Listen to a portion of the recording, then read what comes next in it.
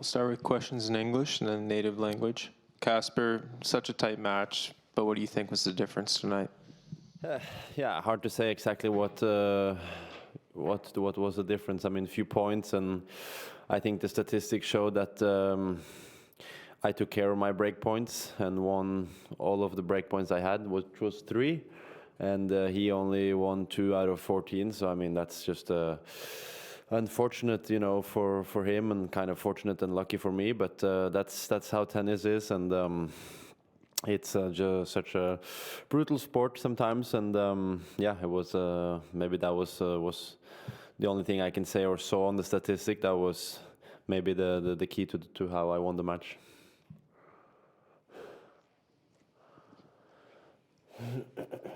Casper, congratulations. Just wondering how you're feeling physically. Obviously, you had an interesting first week on court.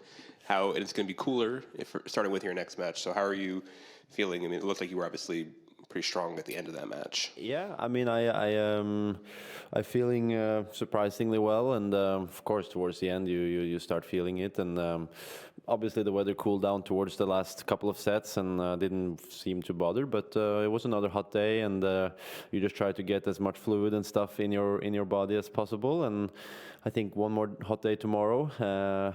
I doubt I'll see the courts tomorrow, so just try to use those next, let's say, 36 or 40 hours of recovering and be ready as I can. And it's the beauty of slams and the days off. We try to use them as much as you can. Typically, you come here and practice maybe a little bit, but I think I'll save all the energy I have for Sunday and take it from there. And yeah, I have no pains at least, so that's the most important, and see if I can recover.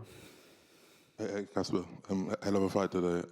Just curious, where was your head at actually when you were down 2 sets, and then also when you were down 2 match points on those 2 separate occasions? Yeah, I felt like he was the superior player, of course, for the 2 first sets, and my serve sort of made me hang in the second set, and he was dominating a lot and playing very loose and aggressive, coming to the net, making my game feel uncomfortable, and I didn't really find any rhythm in his serves. I was really not even, sniffing on the break point until the 3rd set. I broke him quite early, and that maybe changed a bit momentum. And you just say, 1 set at a time here, and it's battles like this you kind of train hard for, and be in a position to be loved 2 down is not fun, but it's an opportunity to come back. And I just told myself 1 set at a time and see what happens from there.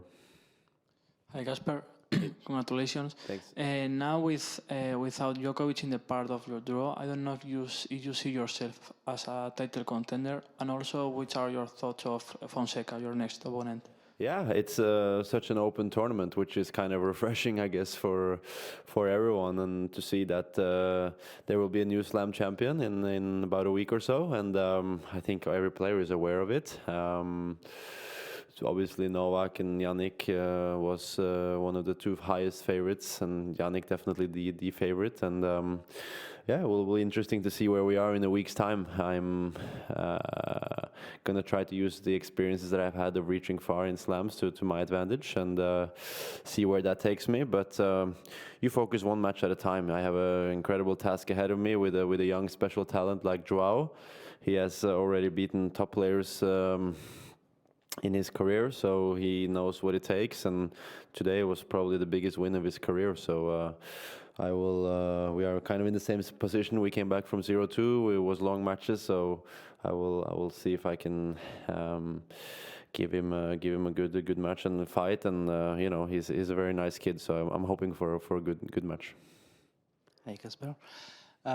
Your 2 last match were day session, and in fact you played like in night session. Yeah. How do you handle that, and does it force you to change something on your routine the day after? Yeah, a bit. I mean, they don't have a night session in Lenglen, but I consider the last match to be kind of a bit of a night session. So you just the days get long, because when there's no not before time, like 4th match on Lenglen, you have to be here in case it goes super fast, or let's say there's a walkover or a quick match on Lenglen, you have to be here in case you start 4 or 5 or whatever, and can also start and not until 8 or 9, depending on the previous matches. So the days are long and the night will be long. I'm probably not sleeping until 3:30 or 4 a.m. tonight. So luckily we have a day off tomorrow, and we'll try to get back into rhythm and see when I get my next match. So it's okay. I mean, we're used to it.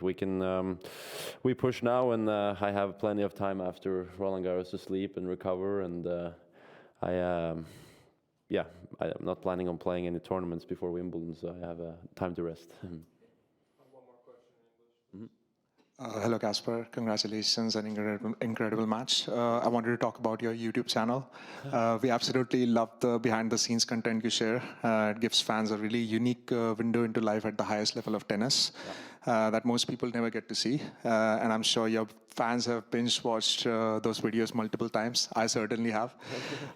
What kind of content are you planning going forward, and how important it is for you to keep telling that story? Yeah, it was an idea that popped in my head towards the end of last year to maybe next year or this year then, try to bring a little bit behind the scenes for my career, my life, and kind of what a professional tennis player life looks like. I've seen other athletes do it, and I found it quite interesting, and I saw an opportunity to kind of bring camera behind the scenes. But tennis is, very repetitive. We have new tournaments, of course, every week, but we pretty much do the same every single day, so it's not that easy to create more or new or refreshing content. Obviously, I have tried, and I have some videos that are still being edited and that will come. But unfortunately, I haven't had the opportunity to bring the videographer to the clay season. So unfortunately, there won't be much from here. But I try to show some behind the scenes of the bigger tournaments, and obviously, it's not that.